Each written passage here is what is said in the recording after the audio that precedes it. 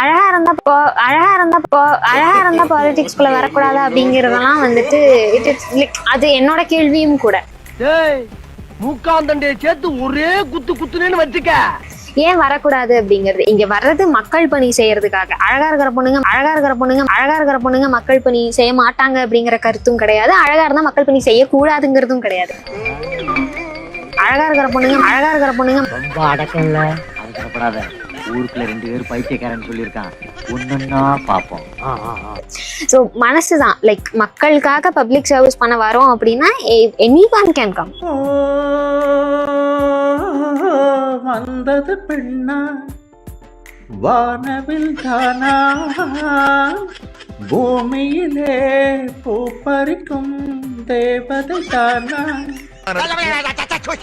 உனக்கு இருந்தாலும் வெளித்தர ரொம்ப ஜாஸ்திப்பா. என்னன்னு தெரியல, பட் ஷியர் இப்ப ரீச் ஆகலனாலும்